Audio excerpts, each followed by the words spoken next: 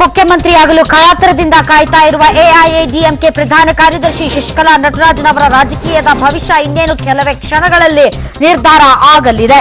ಅಕ್ರಮ ಆಸ್ತಿ ಪ್ರಕರಣದಲ್ಲಿ ಶಶಿಕಲಾ ನಟರಾಜನ್ಗೆ ಜೈಲಾ ಅಥವಾ ರಿಲೀಫಾ ಅನ್ನೋದು ಕೂಡ ಗೊತ್ತಾಗುತ್ತೆ. ಇನ್ನು ಇತ್ತ ಕಣ್ಣೀರು ಹಾಕ್ತಾ ಶಶಿಕಲಾ ನಟರಾಜನ್ ಅವರು ದೇವರ ಮೊರೆ ಹೋಗಿದ್ದಾರೆ. ಸೇಮ್ ಟು ಸೇಮ್ ಜಯಲಲಿತಾ ಅವರು ಅನುಸರಿಸಿದ ಮಾರ್ಗವನ್ನೇ ಶಶಿಕಲಾ ಅವರು ಕೂಡ ಅನುಸರಿಸ್ತಾ ಇದ್ದಾರೆ. ಏಕೆಂದ್ರೆ ಜಯಲಲಿತಾ ಅವರು ಕೂಡ ಬದುಕಿರುವವರೆಗೆ ಹಲವಾರು ಕೇಸ್ಗಳನ್ನ ಎದುರಿಸಬೇಕಾಯಿತು, ಹಲವಾರು ತೀರ್ಪುಗಳನ್ನ ಎದುರು ನೋಡ್ಬೇಕಾಯ್ತು. ಇಂತಹ ಸಂದರ್ಭದಲ್ಲಿ ಆಕೆಯೂ ಕೂಡ ದೇವರ ಮೊರೆ ಹೋಗ್ತಾ ಇದ್ರು. ಅದೇ ರೀತಿಯಾದಂತಹ ಒಂದು ಸಂಪ್ರದಾಯವ ಈಗ ಶಶಿಕಲಾ ಅವರು ಕೂಡ ಮುಂದುವರಿಸಿದ್ದಾರೆ. ತೀರ್ಪು ಚಿನ್ನಮ್ಮ ಅಂದ್ರೆ ಶಶಿಕಲಾ ಅವರ ಪರ ಬಂದ್ರೆ ಪನ್ನೀರ್ ಸೆಲ್ವಂಗೆ ಸೆಡ್ಡು ಹೊಡೆದು ಮತ್ತೆ ಸಿಎಂ ಪಟ್ಟಕ್ಕೆ ಏರುವಂತಹ ಎಲ್ಲಾ ಸಾಧ್ಯತೆಗಳು ಇವೆ. ತೀರ್ಪು ವಿರುದ್ಧ ಏನಾದ್ರೂ ಬಂದೇ ಶಶಿಕಲಾ ನಟರಾಜನ್ಗೆ ಜೈಲು ಶಿಕ್ಷೆ ಗ್ಯಾರಂಟಿ.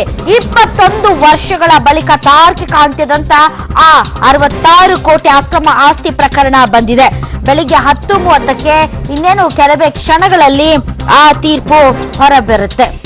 ಸುಪ್ರೀಂ ಕೋರ್ಟ್ನ ತೀರ್ಪಿನ ಮೇಲೆ ಶಶಿಕಲಾ ತನ್ನ ಮುಂದೆ ಹೆಜ್ಜೆಯನ್ನ ಇಡಬೇಕಾಗುತ್ತೆ. ಎರಡು ಪ್ರತ್ಯೇಕ ಪ್ರಕರಣಗಳಿಗೆ ಸಂಬಂಧಪಟ್ಟಂತೆ ಸುಪ್ರೀಂ ಕೋರ್ಟ್ ಆದೇಶ ನೀಡುವಂತಹ ಸಾಧ್ಯತೆ ಇದೆ. ತಮಿಳುನಾಡಿನ ನಿಯೋಜಿತ ಸಿಎಂ ಶಶಿಕಲಾ ನಟರಾಜನ್ ಹಾಗೂ ಇತರೆ ಆರೋಪಿಗಳಿಗೆ ಒಂದು ರೀತಿಯಂತ ಸಹಜವಾಗಿ ಭಯ ಕಾಡ್ತಾ ಇದೆ. ಜಸ್ಟಿಸ್ ಪಿಸಿ ಘೋಸೆ ಹಾಗೂ ಅಮಿತ್ ರಾಯ್ ಅವರಿರುವ ವಿಭಾಗೀಯ ಪೀಠದಿಂದ ಈ ತೀರ್ಪು ಹೊರಬೀಳಲಿದೆ. ಜಯಲಲಿತಾ, ಶಶಿಕಲಾ ನಟರಾಜನ್, ಇಳವರಸಿ ಹಾಗೂ ಸುಧಾಕರನ್ ಅವರನ್ನ ಅಪರಾಧಿ ಎಂದು ಕೆಳ ಹಂತದ ನ್ಯಾಯಾಲಯ ಘೋಷಿಸಿದೆ. ಈ ಬಗ್ಗೆ ಹೈಕೋರ್ಟ್ನಲ್ಲಿ ಅಪೀಲ್ ಹಾಕಿದ ಬಳಿಕ ಎಲ್ಲರಿಗೂ ಕೂಡ ನೆಮ್ಮದಿ ಸಿಕ್ಕಿತ್ತು. ಈಗ ಪ್ರಕರಣ ಸುಪ್ರೀಂ ಕೋರ್ಟ್ನಲ್ಲಿದ್ದು ತೀರ್ಪು ಹೊರಬೀಳಬೇಕಾಗಿದೆ. ಹೀಗಾಗಿ ಈ ತೀರ್ಪಿನ ಮೇಲೆ ತಮಿಳುನಾಡಿನ ರಾಜಕೀಯ ನಿರ್ಧಾರ ಆಗುತ್ತೆ.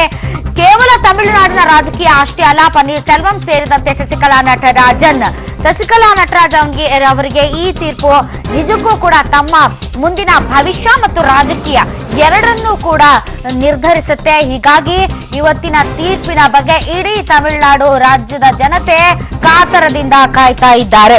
ಹಾಗಾದ್ರೆ ತೀರ್ಪು ಹೇಗಾಗಬಹುದು ಅನ್ನುವಂತಹ ಒಂದು ಕುತೂಹಲಕ್ಕೆ ಸಂಬಂಧಪಟ್ಟಂತೆ ತೀರ್ಪು ಒಂದು ವೇಳೆ ಶಶಿಕಲಾ ಅವರ ವಿರುದ್ಧ ಬಂದ್ರೆ ಏನಾಗಬಹುದು, ಶಶಿಕಲಾ ಅವರ ಪರವಾಗಿ ಬಂದ್ರೆ ಏನಾಗಬಹುದು, ಶಶಿಕಲಾ ವಿರುದ್ಧ ಬಂದ್ರೆ ತಮಿಳುನಾಡಿನ ಸಿಎಂ ಯಾರಾಗ್ತಾರೆ, ಅಲ್ಲಿ ರಾಜಕೀಯವಾದಂತಹ ದಾಳಗಳು ಯಾವ ರೀತಿ ಉರುಳುತ್ತವೆ ಮತ್ತು ಯಾವ ರೀತಿಯ ರಾಜಕೀಯದ ಈಕ್ವೇಷನ್ಸ್ ಬದಲಾಗುತ್ತೆ ಮತ್ತು ಮುಂದಿನ ದಿನಗಳಲ್ಲಿ ಎಐಎಡಿಎಂಕೆಯ ಭವಿಷ್ಯ ಸೇರಿದಂತೆ ತಮಿಳುನಾಡಿನ ಭವಿಷ್ಯ ಕೂಡ ಈ ಒಂದು ಪ್ರಕರಣದಿಂದ ಬಹಳಷ್ಟು ತಿರುವುಗಳನ್ನ ಪಡೆದುಕೊಳ್ಳುವಂತಹ ಸಾಧ್ಯತೆ ಇದೆ.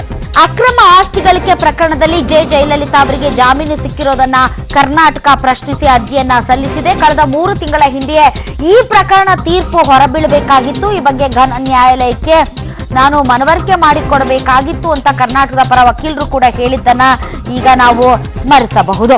ಕೆಳ ಹಂತದ ನ್ಯಾಯಾಲಯದ ತೀರ್ಪನ್ನ ಎತ್ತಿ ಹಿಡಿದ್ರೆ ಕನಿಷ್ಠ 4 ವರ್ಷ ಶಿಕ್ಷೆ ಹಾಗೂ 100 ಕೋಟಿ ರೂಪಾಯಿ ದಂಡ ತೆರಬೇಕಾಗುತ್ತೆ. ಆದ್ರೆ ಶಿಕ್ಷೆ ಪ್ರಮಾಣ ಪ್ರಕಟಣೆಯಲ್ಲಿ ಜಡ್ಜ್ಗಳ ನಡುವೆ ನಿನ್ನೆ ರಂಗನಾಥ್ ಸರ್ ಹೇಳಿದ ಹಾಗೆ ಇಬ್ಬರು ಜಡ್ಜ್ಗಳು ಯಾರಿದ್ದಾರೆ, ಪಿನಾಕಿ ಚಂದ್ರ ಘೋಷ್ ಮತ್ತು ಅಮಿತ್ ರಾಯ್ ಅವರ ಮಧ್ಯೆ ಏನಾದ್ರೂ ಭಿನ್ನಾಭಿಪ್ರಾಯಗಳು ಮೂಡಿದರೆ ಶಶಿಕಲಾ ಅವರು ಸಿಎಂ ಪಟ್ಟಕ್ಕೇರಲು ಅನರ್ಹರಾಗ್ತಾರೆ. ತ್ರಿಸದಸ್ಯ ಪೀಠ ಮಾತ್ರ ಶಿಕ್ಷೆಯ ಪ್ರಮಾಣವನ್ನ ಪ್ರಕಟಿಸಬಹುದು.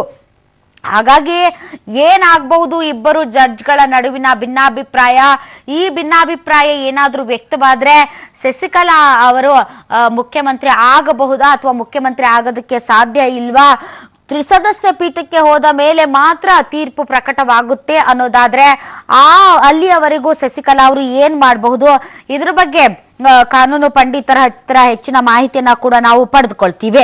ಇಬ್ಬರು ನ್ಯಾಯಮೂರ್ತಿಗಳ ನಡುವಿನ ತೀರ್ಪಿನಲ್ಲಿ ಭಿನ್ನಾಭಿಪ್ರಾಯ ಉಂಟಾದ್ರೆ ನಾನಾಗ್ಲೇ ಹೇಳ್ದಾಗೆ ಸುಪ್ರೀಂ ಕೋರ್ಟ್ನ ಮುಖ್ಯ ನ್ಯಾಯಮೂರ್ತಿ ಗಳ ಮುಂದೆ ಬರಲಿದ್ದು ಹೊಸದಾಗಿ ತ್ರಿಸದಸ್ಯ ಪೀಠವನ್ನ ರಚಿಸಬೇಕಾಗುತ್ತೆ. ಒಂದು ವೇಳೆ ತ್ರಿಸದಸ್ಯ ಪೀಠ ಜಾರಿಯಾದ್ರೆ ಕರ್ನಾಟಕ ಹೈಕೋರ್ಟ್ ಆದೇಶ ಎತ್ತಿ ಹಿಡಿದಂತಾಗುತ್ತೆ. ಶಶಿಕಲಾ ಸೇರಿದಂತೆ ಎಲ್ಲರೂ ಬಚಾವಾಗ್ತಾರೆ. ಆಗ ಶಶಿಕಲಾ ಸಿಎಂ ಪಟ್ಟಕ್ಕೆ ಏರಬಹುದು. ಇನ್ನು ಈ ಪ್ರಕರಣದಲ್ಲಿ ಪ್ರಮುಖ ಆರೋಪಿಯಾಗಿದ್ದದ್ದೇ ನಿಧನರಾದಂತಹ ಜಯಲಲಿತಾ ಅವರು ನಿಧನರಾಗಿರೋದ್ರಿಂದ ಪ್ರಕರಣವನ್ನ ಮತ್ತೊಮ್ಮೆ ಕೈಗೆತ್ತಿಕೊಳ್ಳುವಂತೆ ಕರ್ನಾಟಕ ಹೈಕೋರ್ಟ್ಗೆ ಸೂಚನೆಯನ್ನ ನೀಡಬಹುದು. ಕರ್ನಾಟಕದ ವಕೀಲರು ಕೂಡ ವಿಚಾರಣೆಗಾಗಿ ಪುನಃ ಹೊಸದಾಗಿ ಮನವಿಯನ್ನ ಸಲ್ಲಿಸಬೇಕಾಗುತ್ತೆ. ಹೀಗಾಗಿ ಈ ಪ್ರಕರಣದಲ್ಲಿ ಹಲವಾರು ಸಾಧ್ಯತೆಗಳು ಇವೆ. ಈ ಸಾಧ್ಯತೆಗಳ ಮೇಲೆ ತಮಿಳುನಾಡಿನ ರಾಜಕೀಯ, ಶಶಿಕಲಾ ಅವರ ಭವಿಷ್ಯ ಕೂಡ ಅಡಗಿದೆ. ರಾಜ್ಯ ರಾಜಕೀಯದಲ್ಲಿ ವಾರದಿಂದ ಡೈರಿಯ ಸುದ್ದಿ ಇತ್ತು. ಈಗ ಅದಕ್ಕೆ ಸಿಡಿ ಸೇರ್ಕೊಂಡಿದೆ.